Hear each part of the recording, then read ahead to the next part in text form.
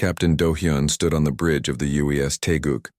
watching the stars through the massive viewing window that stretched across the front wall of the command center, and he felt the familiar weight of command pressing down on his shoulders like a heavy blanket as his crew worked quietly at their stations around him, checking systems and monitoring space for any signs of trouble in this remote sector of the galaxy where few ships ever traveled. The Taeguk was the flagship of the 7th Expeditionary Force, and it carried 12 smaller ships with it on this routine patrol mission along the outer edges of human space, where pirates sometimes tried to attack merchant vessels carrying supplies to the frontier colonies that needed food and equipment to survive in the harsh conditions of worlds that were still being turned into places where humans could live and work safely. Commander Bora sat at the tactical station, running her fingers across the smooth surface of her control panel as she monitored the sensor readings that showed nothing but empty space and distant stars, with no signs of other ships or any kind of danger that might threaten their small fleet as they moved slowly through the darkness between solar systems on their assigned patrol route. The bridge was quiet except for the soft humming of the ship engines and the occasional beep from a computer system reporting that everything was working normally, and Do-hyun found himself thinking about his family back on Earth and wondering what his daughter was doing in school today, and whether his wife had finished planting the vegetable garden they had talked about before he left on this mission. 6 months ago, Chief Engineer Taemin climbed up from the lower decks where he had been checking the fusion reactors that powered their faster-than-light drives, and he walked over to Do-hyun with a datapad in his hands, showing the status reports from all the ship systems that kept them alive in the cold vacuum of space where one small mistake could kill everyone aboard in seconds. Medical Officer Hae-won was in her office, reviewing the health records of the crew members who needed regular checkups to make sure they stayed healthy. During the long months away from Earth where doctors had better equipment and more experience, treating the strange diseases that sometimes affected people who spent too much time traveling between the stars and metal ship's communications specialist, Jin-woo sat at his station monitoring the radio frequencies that ships used to talk to each other across the vast distances of space, and he was listening for distress calls from merchant vessels or colonies that might need help from the military, ships that patrolled this area looking for pirates and other dangers that threatened human settlements.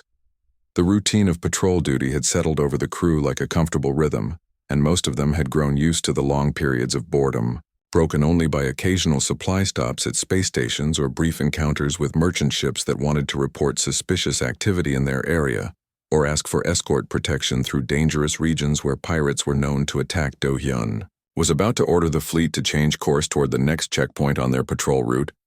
when Jin-woo suddenly sat up straighter at his communication station and put his hand to the earpiece that let him listen to incoming radio signals, and his face showed confusion as he tried to understand what he was hearing through the static and interference that always made long-distance communications difficult. The young communications officer turned toward Do-hyun with wide eyes and said he was receiving a strange signal that seemed to be coming from far outside human space in a direction where no human ships had ever traveled, and the signal was using an encryption method that was completely unknown to their computer systems. But somehow their translation programs were able to understand parts of the message. Jin-woo played the signal over the bridge speakers, and everyone stopped what they were doing to listen, as a weak voice spoke words in an alien language that their computers translated into broken human speech, telling them about a terrible attack on a peaceful world by an enemy that destroyed everything in its path and killed anyone who tried to resist their advance. The alien voice belonged to someone named Feltar, who said he was from a species called the Moralians,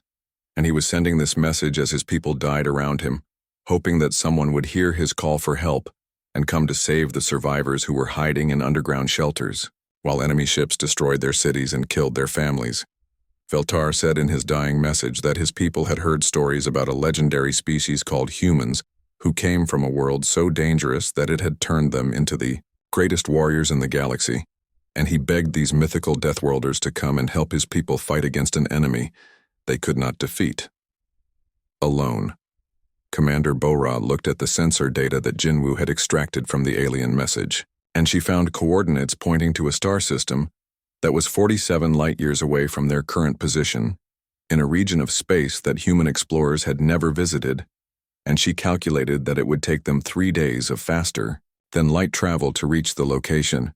Do-hyun felt his heart beating faster as he listened to the desperate plea from this alien who had never met a human, but still hoped that the stories he had heard about their fighting abilities were true, and he thought about the oath he had taken when he became a military officer to protect innocent people from those who would harm them. The captain looked around at his crew and saw the same mix of curiosity and concern on their faces that he felt in his own mind as they all tried to decide what they should do about this message from a species they had never encountered, asking for help against an enemy they knew nothing about in a part of space where human ships had no legal authority. To operate, Taemin said that the ship engines were running perfectly and could handle the long journey to the alien star system without any problems,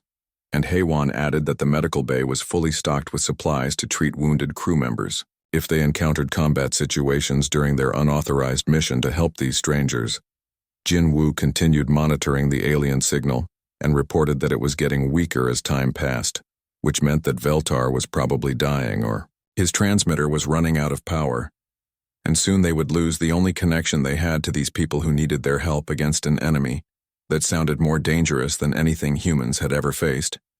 Bora pulled up tactical information about their fleet and reminded Do-hyun that they had 12 ships under his command, including 2 destroyers called the Arirang and the Baekdu that were commanded by experienced captains named So Young and Woo Jin, who had fought pirates and other enemies in previous battles and could be trusted to follow orders even in dangerous situations. The bridge fell silent as everyone waited for Do-hyun to make the decision that would determine whether they continued their boring patrol mission or traveled into unknown space to help aliens they had never met, fight an enemy that might be too powerful for their small fleet to defeat in battle. Do-hyun thought about his duty as a human military officer and his responsibility to protect innocent people even if those people were not human, and he realized that some decisions were too important to wait for permission from headquarters back on Earth, where politicians and generals who had never seen combat would spend weeks debating what to do while these aliens died. The captain straightened his shoulders and looked at his crew with the expression of a man who had made up his mind, and he told Jin-woo to open a communications channel to all ships in their fleet so he could speak to every captain and crew member about the mission they were about to undertake together. Do-hyun activated the fleet communications system and spoke clearly into the microphone, telling his fellow officers about the alien distress call and the coordinates that would take them into unexplored space to help a species called the Moralians fight against an enemy that had never been defeated, and asking each ship to volunteer for this dangerous mission. The responses came back quickly as Captain So Young of the Arirang and Captain Woo Jin of the Baekdu both confirmed that their crews were ready to follow him into battle, and the other ship commanders also agreed to join the mission, even though they all knew they might not return home to see their families again. Commander Bora began calculating the hyperspace jump that would take their fleet to the Moralian star system, and she programmed the navigation computers with the coordinates that Veltar had included in his desperate message while Taemin prepared the fusion reactors for the massive energy drain that faster-than-light travel required from their ship systems. Do-hyun gave the order to jump to hyperspace and felt the familiar sensation of reality bending around them as their ships entered the strange dimension that allowed them to travel faster than light across the galaxy, and he hoped they would arrive in time to help the aliens who had called out to humanity for salvation. The human fleet dropped out of hyperspace at the edge of the Moralian star system, and Do-hyun immediately saw that they had arrived too late to prevent the destruction that was happening around the blue-green planet that the aliens called Serenity. Prime's massive enemy ships the size of small cities floated in orbit around the world, like hungry predators surrounding their prey. Commander Bora activated the tactical sensors, and her screen filled with data showing dozens of enormous vessels that belonged to the species the aliens had called the Drakmor, and these ships were unlike anything the humans had ever seen, with dark metal hulls covered in weapon systems that were firing down at the planet's surface, destroying cities and killing millions of innocent people who had no way to defend themselves. The orbital defense platforms that the Moralians had built to protect their world were nothing but twisted metal debris floating in space, and the few civilian evacuation ships that were trying to escape the planet were being hunted down and destroyed by smaller Drakmor fighters that moved through space like deadly insects swarming around their victims. Do-hyun felt anger rising in his chest as he watched the systematic destruction of a peaceful civilization, and he ordered Jin Woo to try to contact any surviving Moralian ships to let them know that help had finally arrived, even though the human fleet was much smaller than the enemy force that was destroying their world lieutenant. Kyung-ho at the sensor station reported that the human fleet was facing impossible odds with the enemy outnumbering them 3-1, and each of the Drakmor dreadnoughts was armed with weapons that could destroy a human ship with a single shot, while their shields were strong enough to absorb massive amounts of damage without failing.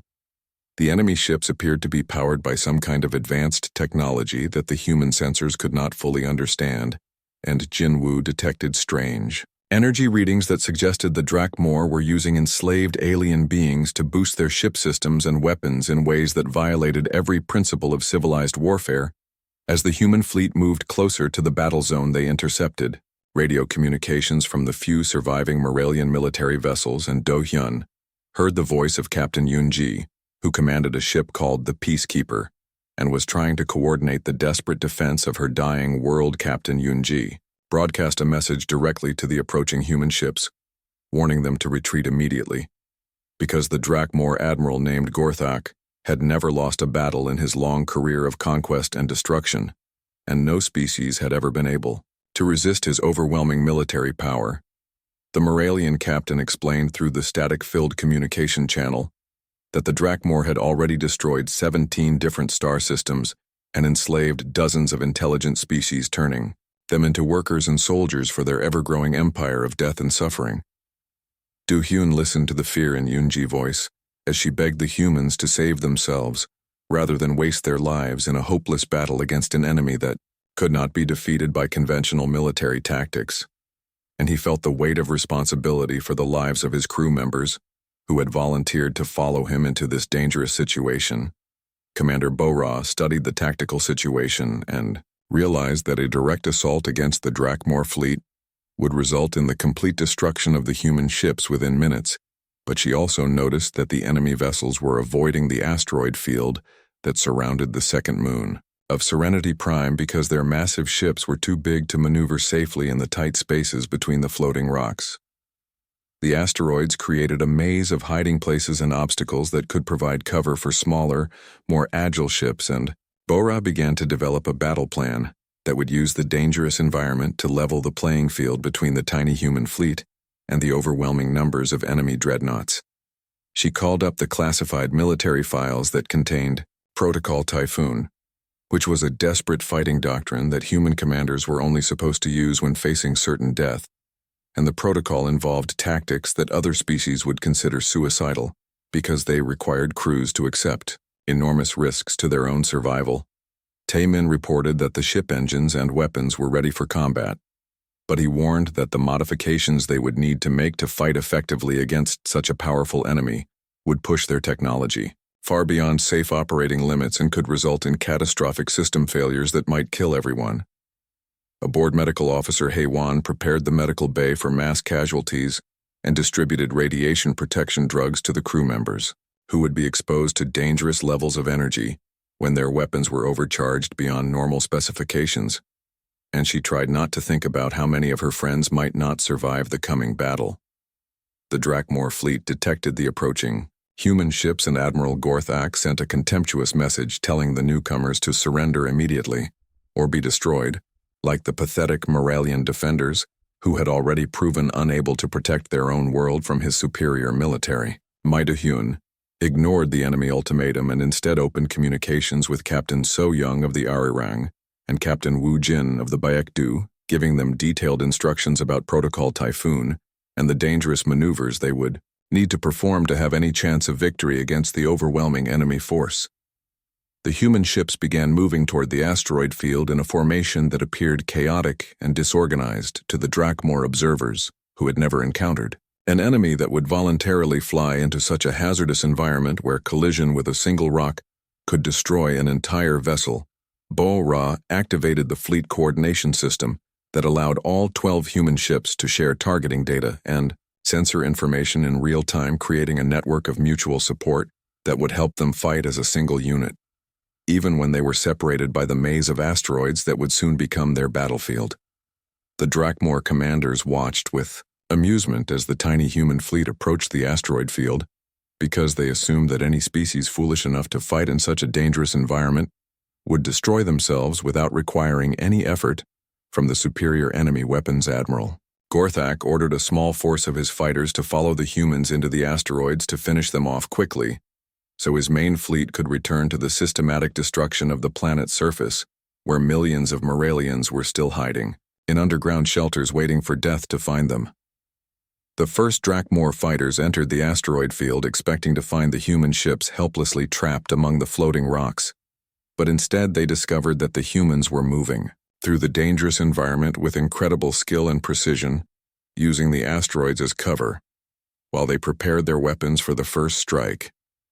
Jin Wu detected the approaching enemy fighters and transmitted their positions to all human ships, while Bora calculated firing solutions that would use the asteroids themselves as weapons, by targeting the rocks in ways that would send deadly fragments flying toward the enemy vessels. The battle began when Captain So Young fired the first shot from the Arirang, sending a plasma bolt that struck an asteroid and shattered it into thousands of pieces that flew through space like a shotgun blast, hitting 3 Drakmor fighters and destroying them instantly with a tactic that no enemy had ever used against the confident alien warriors. The other human ships opened fire at the same moment, creating a storm of weapons fire and flying rock fragments that turned the asteroid field into a death trap for the enemy fighters who had never learned to fight in such a chaotic environment where every mistake could be fatal. Admiral Gorthak realized that he was facing an enemy unlike any he had encountered before, as his fighters were picked apart by humans who fought like they had been born in the dangerous void between the stars, and he began to understand why the dying Moralian had called these strange creatures Deathworlders. The human fleet used their superior maneuverability to stay one step ahead of the enemy reinforcements that poured into the asteroid field, and they began implementing the most dangerous parts of Protocol Typhoon that would either give them victory or destroy them all in the attempt to save the innocent people of Serenity. Prime Do Hyun felt the familiar calm that came over him during combat as he watched his crew work together with deadly efficiency, and he knew that the real battle was just beginning as more Drakmor ships moved to engage the small human force that had dared to challenge the most feared military commander in the galaxy. The asteroid field became a maze of death as the human ships moved between the floating rocks with deadly precision, while the Drakmor fighters struggled to follow them through the narrow spaces that required split-second timing and perfect navigation, skills that the enemy pilots had never needed to develop during their long careers of easy conquest. Chief Engineer Taemin worked frantically in the engine room as he pushed the plasma cannons far beyond their designed limits by rerouting power from the life support systems and overcharging the weapon capacitors until they glowed white-hot and threatened to explode from the massive energy loads that would have terrified any sane engineer. The modifications that Taemin was making to their weapons would allow the human ships to punch through the heavy shields that protected the Drakmor vessels, but the overcharged systems were filling the ship corridors with dangerous radiation that could kill crew members within hours if they were exposed to the deadly energy for too long. Medical Officer Haewon monitored the radiation levels throughout the ship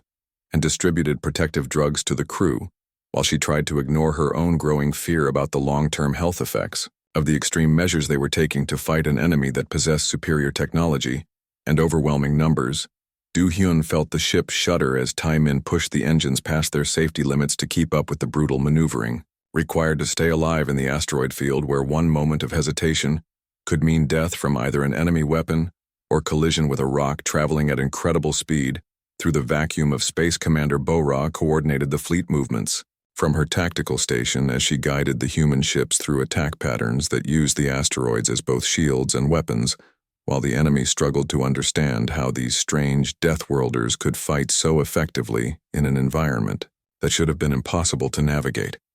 The human tactics horrified both the Drakmor attackers and the Moralian defenders, who watched in amazement as the newcomers did things that no civilized species would ever attempt, like using their own damaged ships as guided missiles and deliberately triggering controlled reactor explosions to damage enemy vessels. Captain So Young proved the depths of human determination when her ship, the Arirang, took critical damage from a direct hit that destroyed her main engines and left her drifting helplessly through the asteroid field with hull breaches that were venting atmosphere into space and threatening to kill her entire crew. Instead of abandoning ship or surrendering to the enemy, So Young made the decision that defined what it meant to be human,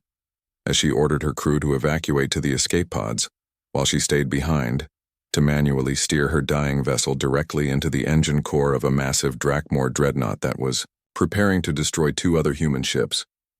The Arirang struck the enemy vessel in a blast of nuclear fire that lit up the entire asteroid field and destroyed both ships instantly, while Captain So Young's voice could be heard over the radio calmly, reporting her successful ramming attack, even as the explosion consumed her and turned her into a hero whose name would be remembered by every human who heard the story. The sacrifice of the Arirang and its captain shocked the Drakmor fleet because no species they had ever conquered would willingly destroy themselves to damage an enemy.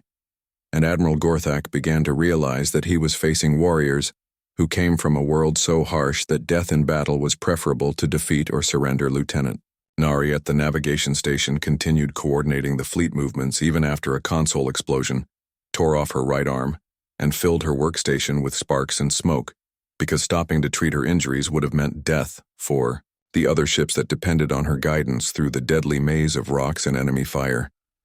The sight of Nari calmly working with blood streaming down her side while she used her remaining hand to input navigation commands sent a message to both friend and enemy about the incredible toughness of humans who refused to stop fighting, even when suffering injuries that would have incapacitated warriors from any other species.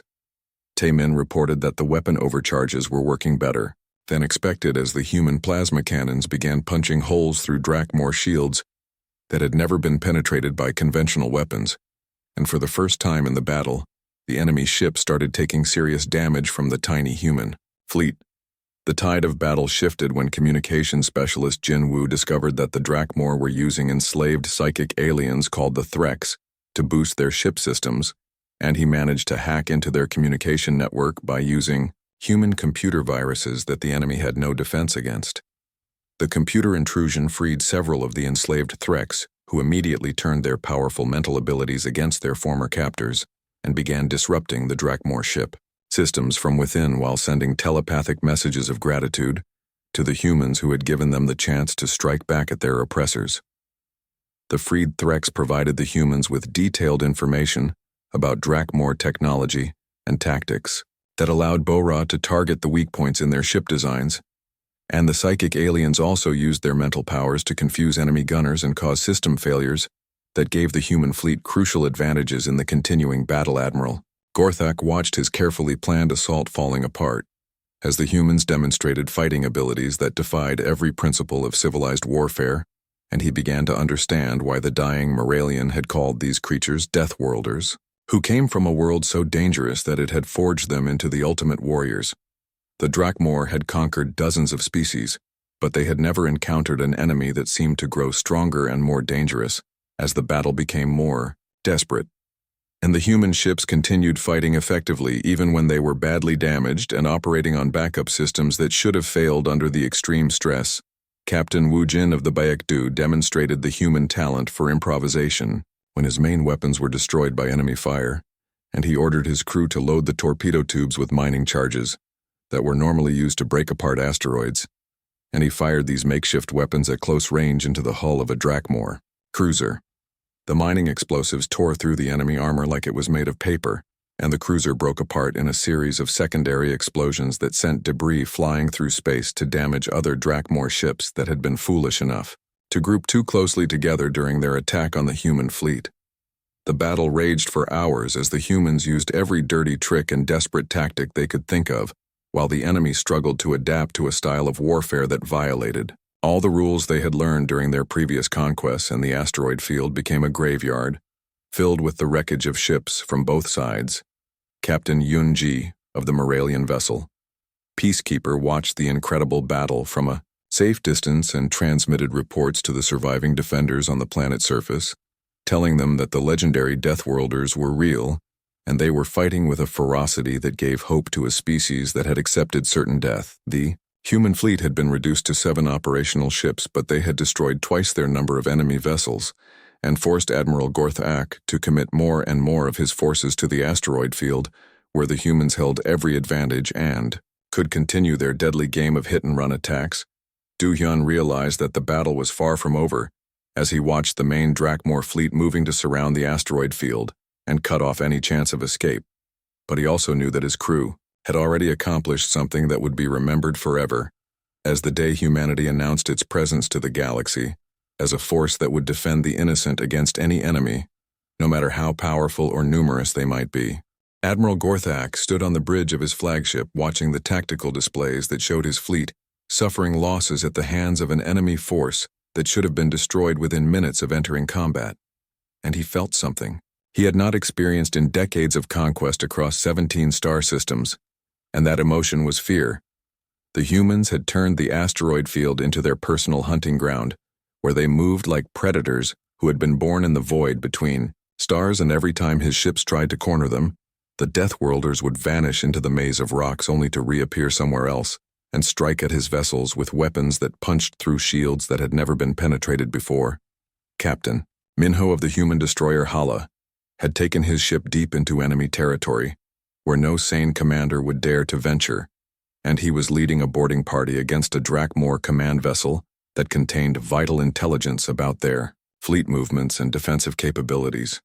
The human boarding team moved through the enemy ship corridors like apex predators, who felt completely at home in the artificial gravity and strange atmosphere that would have disoriented warriors from most other species, and they adapted instantly to the alien environment while fighting their way toward the ship. Bridge Sergeant Yu Jin led her Marine squad through sections of the Drakmor vessel that had lost atmosphere due to combat damage, and the aliens watched in horror as the humans continued fighting in vacuum conditions that should have killed them within seconds. But instead, the Deathworlders held their breath and kept shooting for several minutes.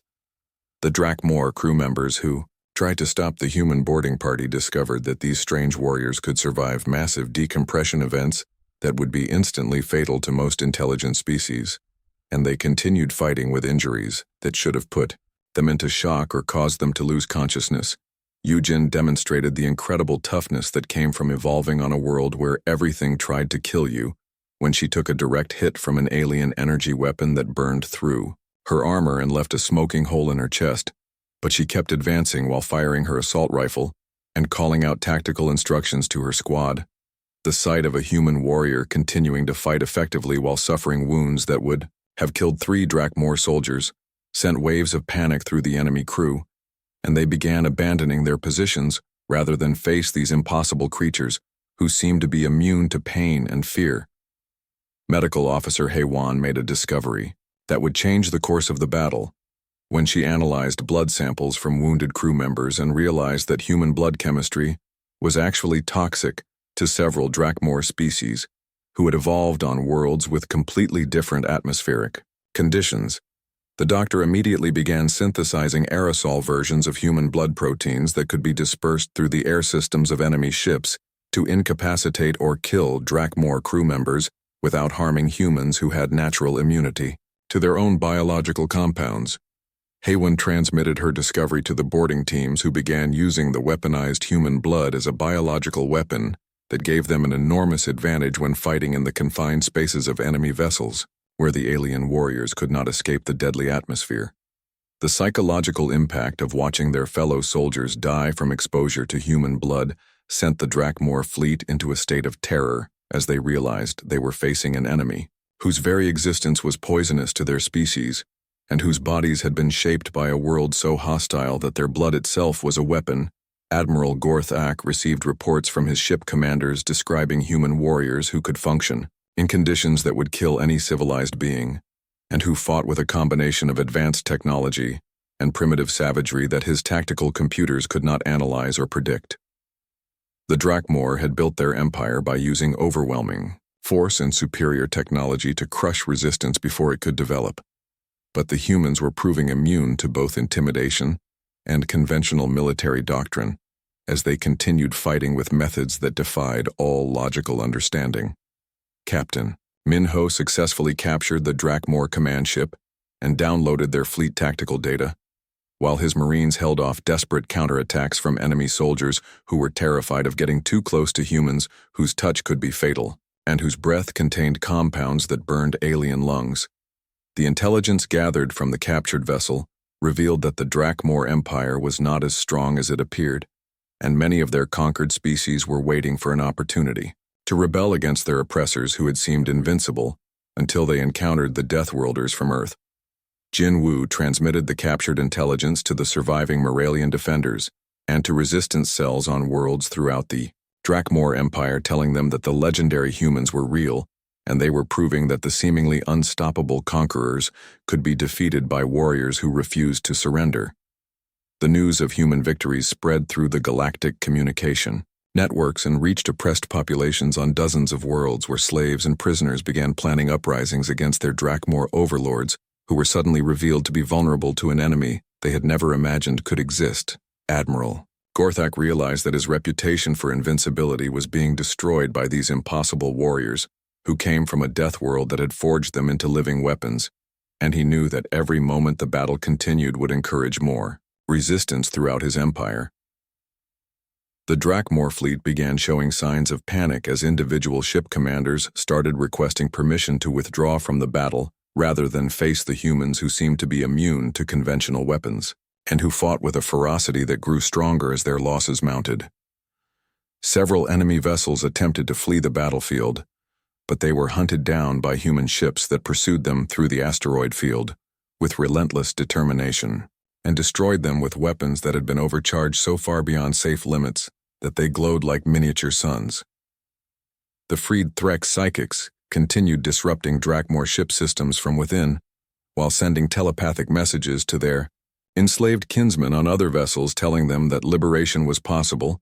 and encouraging them to turn against their captors when the opportunity arose. Do-Hyun watched the tactical display showing enemy ships breaking formation and retreating from areas where human vessels were operating, and he realized that something fundamental had changed in the galaxy, as an empire built on fear was learning what it meant to be afraid. The remaining human ships were badly damaged and running low on ammunition, but their crews showed no signs of giving up as they prepared for the final phase of the battle that would determine whether the Drakmor Empire would continue its reign of terror or face the first major defeat in its long history of conquest. Taman reported that the ship reactors were operating at critical levels and could not sustain the overcharged weapons much longer. But he also said that he had one more trick that might turn the tide of battle if the captain was willing to risk everything on a desperate gamble that would either save the day or destroy them all. The human fleet had announced its presence to the galaxy in the most dramatic way possible by proving that even the most feared military force in known space could be challenged and beaten by warriors who came from a world so harsh that it had turned them into living legends. Captain Yunji transmitted a message from the Moralian government, formally requesting that humanity establish a permanent military presence in their star system to protect them from future attacks and to serve as a symbol of hope for other species who dreamed of freedom from Drakmor oppression. The battle was reaching its climax as Admiral Gorthak prepared to commit his remaining reserves to one final assault that would either crush the human fleet or prove once and for all that the age of Drakmor dominance was coming to an end at the hands of the Deathworlders who answered distress calls. The final battle moved from the asteroid field to the space directly above Serenity Prime, where Admiral Gorthak had positioned his most powerful weapons in orbit around the planet, and he activated the planetary bombardment system that could turn the entire world into a lifeless rock within hours of continuous fire. Do-Hyun realized that the enemy commander was preparing to destroy the planet's surface, rather than accept defeat at the hands of the human fleet and millions of innocent Moralians would die unless the bombardment system could be stopped before it reached full power and began its systematic destruction of every city on the world below.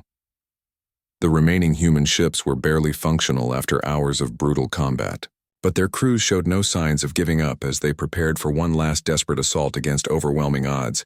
and Do-Hyun knew that this moment would define what it meant to be human in a galaxy full of species who had never learned to fight for others.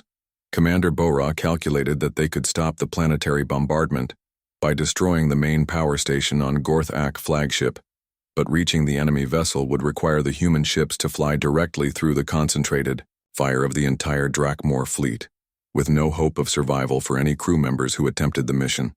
Taman reported that he could overload the Taeguk fusion reactor to create an explosion powerful enough to destroy the enemy flagship,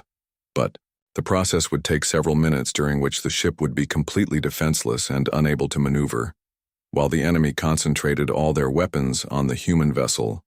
Do-hyun made the decision that would be remembered throughout human history, as the moment when their species proved they were worthy of the legends that other aliens told about the Deathworlders who came from a world so harsh that it had forged them into heroes who would die before abandoning those who needed their protection. The captain ordered his remaining ships to form a protective screen around the Taeguk, while Taemin began the reactor overload sequence, and the human vessels moved into position between the enemy fleet and the planet's surface, using their own hulls as shields to protect the millions of Moralians hiding in underground shelters. Captain Woo Jin of the Baekdu acknowledged the order with the calm professionalism that marked him as a true warrior, and he positioned his badly damaged ship directly in the path of the heaviest enemy weapons, while his crew worked frantically to keep their shields operational for a few more minutes. Lieutenant Nari continued coordinating the fleet movements with her remaining arm while medical nanobots worked to stop the bleeding from her injuries, and she guided the human ships through evasive maneuvers that kept them alive, just long enough to complete their mission. The Drakmor fleet concentrated their fire on the human vessels, with every weapon they possessed, and the space around SciFiPrime became a storm of energy beams and projectiles that lit up the darkness like an artificial sunrise, while the Deathworlders absorbed punishment that would have destroyed any other fleet. Haewon worked in the medical bay, treating wounded crew members who refused to leave their posts even when they were badly injured, and she watched through the viewport as human ships sacrificed themselves one by one to protect the reactor overload process that would either save the planet or destroy them all in the attempt. The planetary bombardment system began charging its weapons, and the first energy beams struck the surface of SciFiPrime, creating massive explosions that could be seen from orbit while underground shelters shook from the impact, and Moralian families huddled together waiting for death to find them. Jinwoo maintained communications with the surviving ships and relayed targeting data to help their gunners find weak points in enemy vessels, while he listened to the calm voices of human warriors who faced certain death with the same determination they had shown throughout the battle. Taemin reached the critical point in the reactor overload sequence and announced that they had passed the point of no return, as the fusion core began building toward an explosion that would destroy everything within 1,000 kilometers of their position, including the enemy flagship and its planetary bombardment system. The Baekdu took a direct hit from 3 Drakmor dreadnoughts simultaneously, and Captain Woo Jin transmitted his final message telling Do-hyun that his ship was breaking apart, but his crew would keep fighting until the last second to protect the Taeguk while the reactor overload continued building toward its deadly climax. Admiral Gorthak realized what the humans were attempting, and he ordered every weapon in his fleet to concentrate fire on the Taeguk, but the other human ships absorbed the incoming fire with their own hulls while their crews died at their stations, rather than abandon the mission that would save an entire world. The reactor overload reached critical mass, and Taemin reported that the explosion would occur in 30 seconds while Do-hyun opened communications to every surviving crew member, telling them that they had fought with honor and their sacrifice would be remembered by every human who heard the story. The Taeguk detonated in a blast of nuclear fire that consumed both the human flagship and the enemy command vessel, while the explosion sent shockwaves through the Drakmor fleet and destroyed the planetary bombardment system that had been about to turn SciFiPrime into a graveyard. The remaining Drakmor ships fled the battlefield rather than continue fighting an enemy that had proven willing to destroy themselves rather than accept defeat, and the space around SciFiPrime fell silent except for the radio transmissions from human escape pods and damaged vessels. Captain Yoonji of the Moralian Peacekeeper led the rescue operations to recover human survivors from the wreckage of their fleet, while she transmitted reports throughout the galaxy telling every species about the Deathworlders who had answered a desperate plea for help and saved an entire world. The surviving humans immediately began organizing relief efforts for the Moralian civilians who were emerging from their underground shelters, and they showed the same determination in saving lives that they had demonstrated while taking them from their enemies. Do-hyun survived the destruction of his flagship and found himself in a medical facility on SciFiPrime, where Moralian doctors worked alongside Haewon to treat the wounded warriors who had traveled across the galaxy to fight for people they had never met. The news of the human victory spread through the galactic communication networks, faster than light travel as oppressed. Species on dozens of worlds learned that the Drakmor Empire could be defeated, and they began sending their own distress calls to the legendary Deathworlders who answered cries for help. Earth Command sent an official message both commending and reprimanding Do-hyun for his unauthorized mission, but the captain responded with words that became legendary throughout human space when he said that sometimes you do not ask for permission to do what is right. The Moralian government formally requested that humanity establish a permanent military base in their star system, and they offered to share their advanced medical technology in exchange for protection from future attacks, while other alien species began approaching human diplomats with similar requests. The Battle of Serenity Prime became the founding moment of the Galactic Liberation Fleet as human ships began patrolling the space lanes between star systems and responding to distress calls from species that had lost hope of ever being free from their oppressors. Captain So Young was posthumously awarded the highest military honor that humanity could bestow, and her name was inscribed on monuments throughout human space, while children learned about her sacrifice. In schools across the Earth colonies,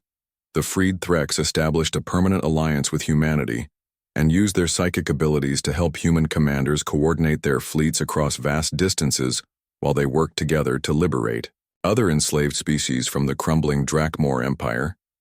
Years later, when diplomatic historians studied the first contact between humans and the galactic community,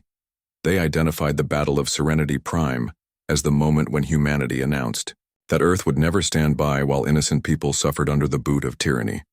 The legend of the Deathworlders spread throughout the galaxy as more species learned that there was a world called Earth where evolution had forged a race of warriors who would travel across the stars to fight for justice, and who measured their success not by what they conquered, but by who they saved.